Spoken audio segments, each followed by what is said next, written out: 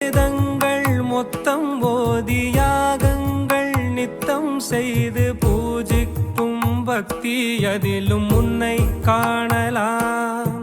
பசி என்று தன் முன் வந்து கையேந்தி கேட்கும் போது தன் உணவை தந்தால் கூட உன்னை காணலாம்.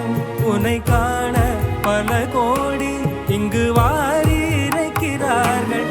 எளிதாக உன்னை சேர இங்கு யாரு நினைக்கிறார்கள்.